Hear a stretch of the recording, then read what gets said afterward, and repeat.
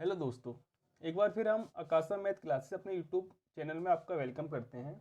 जैसे कि हमने पिछली क्लास में पढ़ा था, जो हम सिंपल इंटरेस्ट के जो क्वेश्चन कर रहे हैं, इनमें से आपने देखा होगा कि हर एग्जाम में जो कॉम्पिटिटिव एग्जाम होते हैं उसमें एक ना एक क्वेश्चन आपको जरूर मिलता है।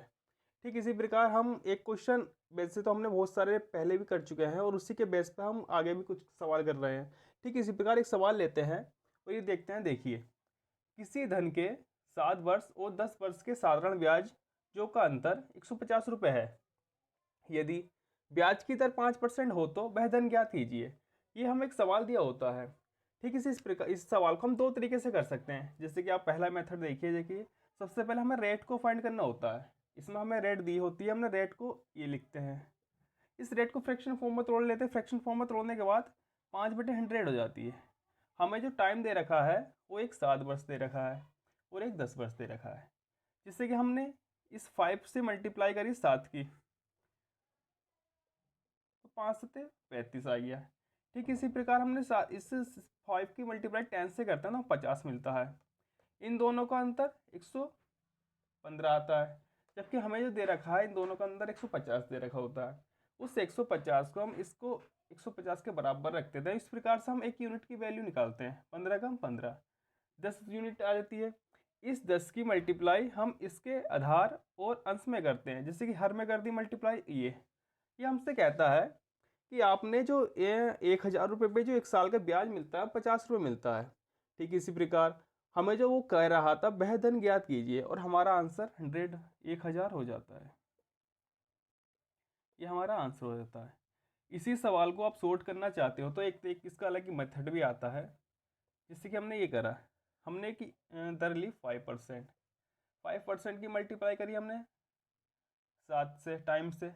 फिर एक मल्टीप्लाई करी हमने 10 से, तो 10×5 50% और 5 7 35%। इन दोनों का जब अंतर लेते हैं तो हमें अंतर मिलता है 15%। इस 15% को 150 के बराबर रख देते हैं। 150 के बराबर रखने के बाद हमें एक यूनिट की फिर वैल्यू मिल जाती है जो परसेंटेज के बराबर होती है 10। और हम दोनों तरफ 100 से मल्टीप्लाई कर देते हैं। इस प्रकार हमें 100% बराबर 1000 आंसर आ जाता है। ये हमारा क्वेश्चन सोल्व हो जाता है।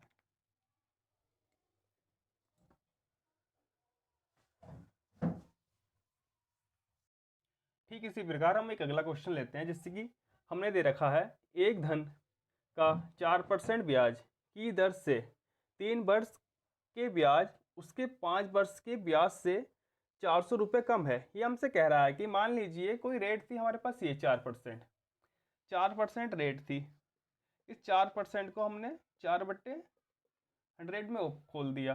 ये होता अंश और ये तो हर। हर हमें बताता है कि जो हमारे पास राशि है ना वो 100 रुपये है, और 1 वर्ष का जो ब्याज मिलता है वो 4 रुपये मिलता है। ठीक इस पर हमें जो टाइम दे रखा है वो 3 वर्ष दे रखा है। अगर हमने इसकी मल्टीप्लाई 3 से कर दी, 4×3 = 12, जिससे कि यहाँ टाइम 3 वर्ष दे रखा होता है। तो 3 वर्ष की जो हम मल्टीप्लाई करते हैं, जो हमारे पास अंश में जो राशि होती है हम उससे करते हैं। जैसे ये मल्टीप्लाई 3 कर दिया, या 5 वर्ष दे रखा है, मल्टीप्लाई 5 कर दिया, तो 4×3 = 12 ये आ गया। 5×4 = 20 यहाँ से आ गया। जब हमें एक राशि मिलती है 12 मिलता है और एक 20 मिलता है, हम इनका अंतर निकालते हैं, आता है 8। ये हमसे कहता है कि आपने जो 100 रुपये पे जो आपको 3 वर्ष का ब्याज 12 मिला है, और 100 रुपये पे ही 5 वर्ष का ब्याज 20 मिला है। इनका जो अंतर है 8 है, लेकिन हमें जो अंतर दे रखा है वो यहाँ दे रखा है। यहाँ पर अंतर है 400। तो हम यहाँ से एक यूनिट की वैल्यू निकालते हैं। जैसे एक यूनिट की वैल्यू 8×5 = 40 ये आ जाती है। या तो आप 50 की मल्टीप्लाई इसके आधार में कर दो, या 100 की आप यहाँ कर दो दोनों तरफ, तो आपको 100 के बराबर आपको 5000 मिल जाता है। यही आपका आंसर का हल हो जाता है। एक और सवाल लेते हैं हम।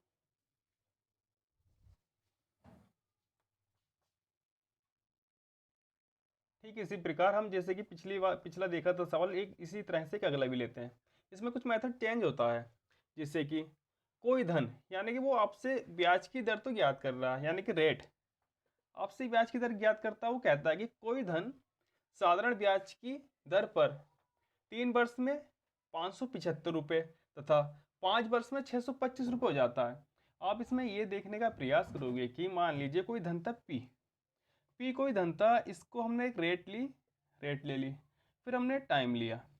जब हम पी रेट और टाइम की मल्टीप्लाई करते हैं तो हमें एस आई मिलता है जितने वर्ष को दिया गया होता है। इस एस आई में हमें पी ऐड करना होता है, इसको कहते हैं हम अमाउंट यानी कि मिश्रित धन। तो ये जो हमारे पास 575 जो वैल्यू दे रखी होती है वो अमाउंट की होती है, और इस अमाउंट को हम निकालते कैसे हैं, सोल्व कैसे करते हैं, इसके बारे में देखना होता है। 5 वर्ष है ना, तो 5 वर्ष जो होता है, जैसे कि 5 वर्ष है, 5 वर्ष जो है यहाँ पे 625 है रुपये है, ठीक है ना। अब 3 वर्ष 3 साल का जो अमाउंट है वो 575 रुपये है। 575 है तो हम इसमें एक अंतर लेते हैं, यहाँ से जो बंद कर दीजिए। जैसे कि 5 वर्ष 625 रुपये, 5 वर्ष में जो उसका टोटल अमाउंट इकट्ठा होता है, मैंने आपको ये भी समझाया है कि जो टोटल अमाउंट होता है वो कैसे निकलता है। तो 5 वर्ष में हमारे पास जो टोटल अमाउंट होता है वो 625 है, जबकि 3 वर्ष में हमारे पास जो टोटल अमाउंट है 575 है। 575 हम इसमें एक अंतर लेते हैं, अंतर आता है हमें 2 वर्ष का।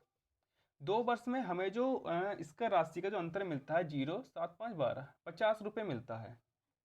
50 रुपये मिलने के कारण ये हमें बताता है कि आपको 2 वर्ष में जो एसआई मिला 50 मिला है, यानी कि हमें निकालना कितने का होता है, 1 वर्ष का। 1 वर्ष का एसआई 25 रुपये आ गया। अब हमें इसका प्रिंसिपल निकालने के लिए इस राशि को फाइंड देखना होता है।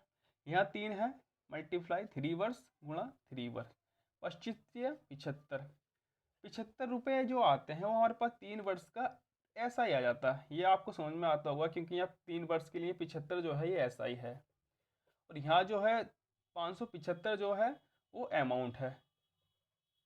अमाउंट जो होता है वो मिश्रित धन होता है, एसआई है। तो हम इस एसआई को इस अमाउंट से घटाएंगे तो हमारे पास प्रिंसिपल आ जाएगा, यानी पी।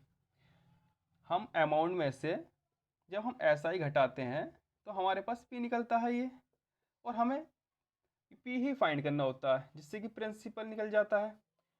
575 माइनस 75 बराबर 500, जो हमारा मूलधन होता है वो 500 आ जाता है। और हमें पूछे क्या, रेट। अब रेट निकालना बहुत सरल हो जाता है। रेट निकालने के लिए आपको क्या करना होता है, आर बराबर आधार में पूरी राशि लिखी होती है, और 1 वर्ष का आपको ब्याज चाहिए होता है। 1 वर्ष का ब्याज था हमारे पास 25 यहाँ रखते हैं, 100 से मल्टीप्लाई करते हैं और परसेंटेज का साइन लगा देते हैं। परसेंटेज का साइन लगाने के बाद 2 जीरो से 2 जीरो कट जाते हैं, 5 पंजे 25। इस सवाल की जो दर आती है वो 5% हो जाती है, और यही हमें निकालना होता है। ठीक, एक अगला फिर लेते हैं सवाल।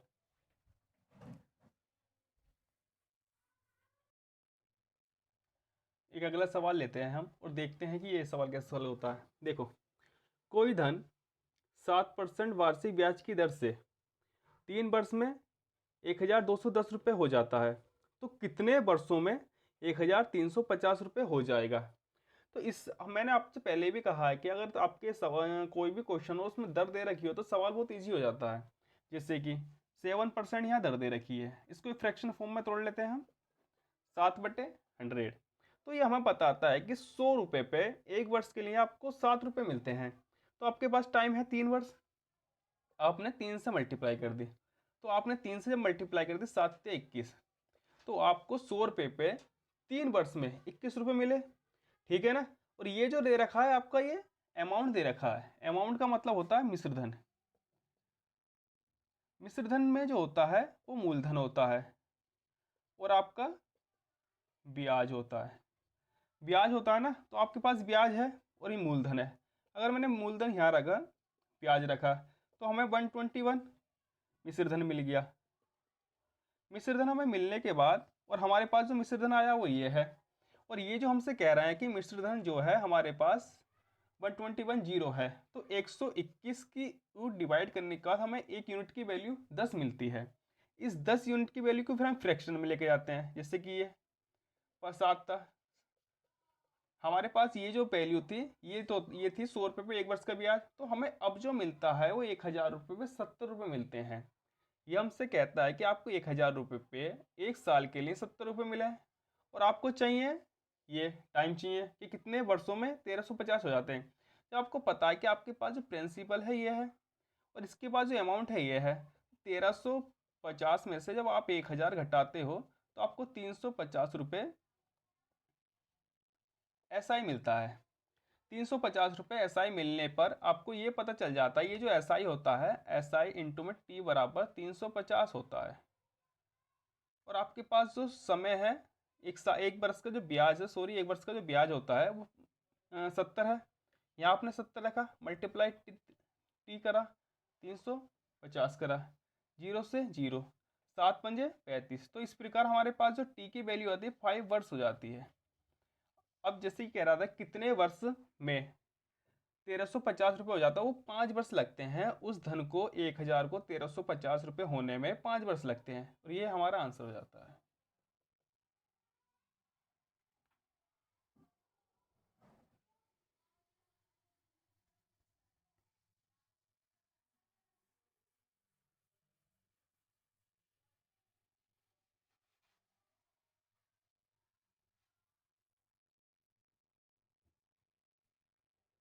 एक अगला क्वेश्चन लेते हैं 5। इसमें हम देखते हैं कि प्रॉब्लम कहाँ पे है। जिससे कि हमने कहा कि कोई धन 5% वार्षिक दर से 6 वर्ष में ये रुपये हो जाता है, यानी कि 1950 रुपये हो जाता है। तो हमें ये देखना होगा, तो हमारे पास दर है, यहाँ से प्रॉब्लम सोल्व हो जाएगी। ये हमारे पास टाइम है, ये हमारी हेल्प करेगा प्रॉब्लम सोल्व करने में। और ये जो है, ये जो राशि है, इसको हमें देखना होता है ये क्या दे रखा है। जैसे कि उसने 1950 रुपये दे रखा है, तो 1950 रुपये जो होता है ये अमाउंट होता है। अमाउंट यानी कि मैंने पहले भी आपको बता रखा है, ये मिश्र धन होता है। मिश्र धन में जिसमें मूलधन प्लस एसआई जुड़ा होता है। तो वह 8 वर्ष में कितने रुपए हो जाएगी, यानी कि हमसे भी पूछ रहा है, वो अमाउंट पूछ रहा है, लेकिन अब उसने टाइम चेंज कर दिया है। हमें 6 वर्ष का दे रखा है और 8 वर्ष का हमसे पूछ रहा है वो कितनी हो जाएगी। ठीक इसी प्रकार हम जो लेते हैं, 5% हमने रेट ली, 5% रेट को हम फ्रैक्शन फॉर्म में तोड़ लेते हैं, तोड़ लिया। फ्रैक्शन फॉर्म में तोड़ने के बाद हमें ये पता चल जाता है कि हमारे पास ये प्रिंसिपल है और ये हमारे पास एसआई है। लेकिन एसआई एक वर्ष का होता है, हमें 6 वर्ष का दे रखा है, 6 वर्ष दे रखे हैं, 5 छंग 30, 30 हो गए। तो हमें जो है ये पी है और ये एस आई है, लेकिन 6 काउंट हो गया इसमें। अब जब हम पी प्लस एस आई को काउंट करते हैं, ऐड करते हैं, तो हमें अमाउंट मिलता है। यहाँ से हमें अमाउंट 130 मिला। हमें जो अमाउंट दे रखा है उसने 1950 दे रखा है। 0 से 0 गए, 13 कम 13, 6 बजे 13 पंजे 65। 1 यूनिट की वैल्यू 15 आती है। 1 यूनिट की वैल्यू 15 आने के पास हमारे पास मूलधन निकल जाता है। हम यहाँ से मल्टीप्लाई ऊपर नीचे 15 कर देंगे, जो हमारे पास पी आता है वो हमें 1500 रुपये मिल जाता है। इससे हम जो निकाल पाते हैं, अब तो ये निकाल पाते हैं कि जो हमारे पास मूलधन होता है उसको निकालने का मेथड तो ये होता है। लेकिन हम 8 वर्ष का जो ब्याज होता है, 8 वर्ष का जो अमाउंट मांग रहा है, उसको हमें टोटल निकालना होता है। एक ये आगे प्रिंसिपल, अगर आपके पास प्रिंसिपल होता है तो आप अमाउंट आराम से निकाल सकते हो, जिससे कि आपने प्रिंसिपल लिया। यहाँ पे पास आपको दर दे रखी होती है 5%, 5% का फॉर्मूला लगा देते हैं, खोल देते हैं, ओपन कर देते हैं। 8 टाइम्स में ये दे रखा 8, तो हम 0 से 0, 15 पंजे 75 हो गया था। 8 की मल्टीप्लाई इससे कर देते हैं, 5 अट्ठे 40, 7 अट्ठे 56, 4 60। तो हमें जो एसआई मिलता है 8 वर्ष का, वो हमें मिलता है 600। इस 600 को हम प्रिंसिपल में जोड़ देते हैं, तो हमारे पास अमाउंट निकल जाता है। प्रिंसिपल था हमारा 1500 प्लस 600 बराबर 2100। ये हमारा अमाउंट हो जाता है और क्वेश्चन सोल्व हो जाता है।